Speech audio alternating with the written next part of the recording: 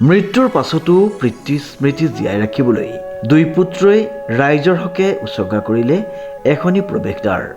উল্লেখযোগ্য যে যোৰহাট নগৰৰ পৰা কিছু দূৰত অৱস্থিত নাওখলীয়া গছপুৰীয়া গাঁৱত এক বিৰল দৃষ্টান্ত স্থাপন কৰা পৰিলক্ষিত হয়। গছপুৰীয়া গাঁৱলৈ সোমাই যোৱাৰ 1846 চনতে স্থাপন কৰা বুঢ়া নামঘৰৰ প্ৰৱেশদ্বাৰখনি আজি এক ধৰ্মীয় অনুষ্ঠানৰ মাজেৰে শুভ উদ্বোধন কৰা হয়। প্ৰয়াত মোৰ দেউতা তুলসী শইকীয়া তেওঁৰ নামতে আজি নাওখলীয়া গছপুৰীয়া বৰনামঘৰ তোৰণভাগ আমাৰ ফালৰ পৰা ৰাইজৰ মনত উচৰ্গা কৰা হৈছে। তেওঁ আমাৰ সমাজৰ কাৰণে বহুত এজন জনপ্ৰিয় ব্যক্তি আছিল। তাৰ উপৰিও তেওঁ সমাজৰ কাৰণে বহুতবিলাক কাম কৰিছিলে। সেইকাৰণে তেওঁৰ নাম চিৰ যুগমীয়া কৰিবৰ কাৰণে আৰু সকলোৰে মাজত যেন তেওঁৰ নামটো জিলিকি থাকে, সেইবাবে আমাৰ পৰিয়ালৰ বাবে আজি এই নামঘৰ তোৰণভাগ ৰাইজৰ নামত আজি উচৰ্গা কৰা। উক্ত প্ৰৱেশদ্বাৰখনি উচৰ্গা কৰা হৈছে গাঁৱৰে এগৰাকী সমাজসেৱক, জীৱন সমাজৰ বাবে নিস্বাৰ্থভাৱে কাম কৰি যোৱা স্বৰ্গীয় তুলসী শইকীয়াৰ সোঁৱৰণত। তুলসী শইকীয়া চৰকাৰী কৰ্মচাৰী হিচাপে কৰ্মৰত থাকিও খেতিপথাৰ আৰু সমাজসেৱাত সদায় ব্যস্ত আছিল।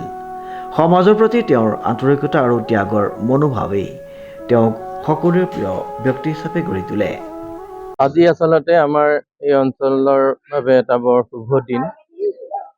আমাৰ স্থানীয় এজন বিশিষ্ট ব্যক্তি প্ৰয়াত তুলসী শইকীয়াৰ সোঁৱৰণত তেখেতৰ পৰিয়ালবৰ্গই, বিশেষকৈ দুই পুত্ৰ দিগন্ত আৰু অনন্তই এই আমাৰ নাওখলীয়া গছপুৰীয়া বৰনামঘৰৰ প্ৰৱেশ পথ, এই প্ৰৱেশ পথৰ সন্মুখত এখন নাটক ধুনীয়া তোৰণ ৰাইজক দান দিছে, উপহাৰ দিছে।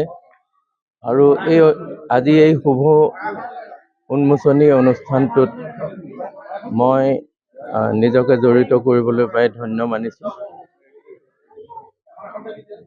এই আচলতে ৰাইজৰ প্ৰতি কিবা এটা দান দিয়া, উচৰ্গা কৰা, এই মানসিকতাটো আমাৰ সকলোৰে মনত থকা দৰকাৰ বুলি ভাবোঁ।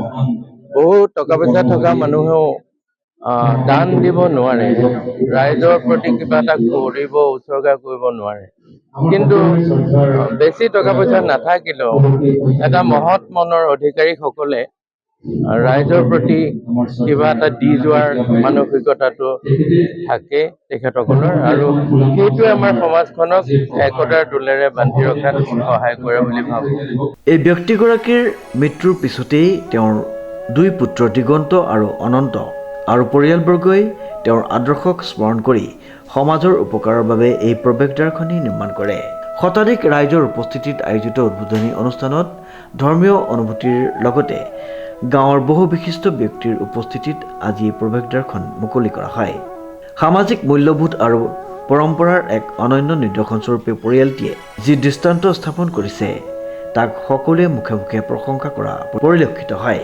এনে এটা কাম বহু আৰ্থিকভাৱে সবল পৰিয়ালেও নকৰা পৰিস্থিতিত তুলসী শইকীয়াৰ পৰিয়ালটিয়ে সমাজৰ বাবে আগবঢ়োৱা সুন্দৰ পদক্ষেপ বুলি আখ্যা কৰিছে গাঁওবাসী ৰাইজে।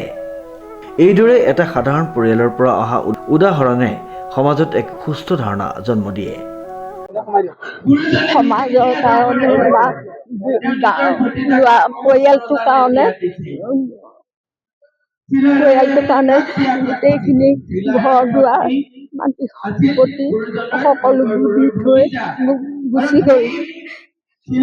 সেই চিনস্বৰূপে মই এই গছপুৰীয়া নামঘৰ তেওঁৰ নামটো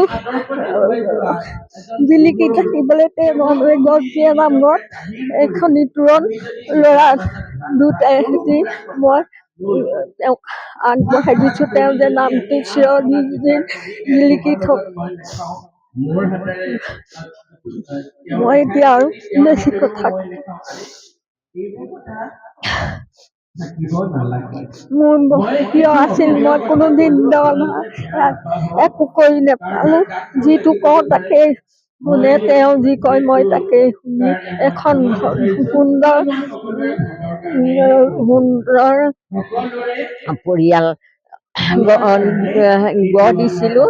সেই তাৰ মাজৰ পৰা কোনেও নজনাকে আঁতৰ হৈ যোৱাৰ কাৰণে এই নামঘৰতে মই এখন নিথুৰণ দি তেওঁৰ নামটো জিলিকি থাকিবলৈ আগবঢ়াই দিছোঁ। অনুপম বৰাৰ ৰিপৰ্ট, নিউজ নাও।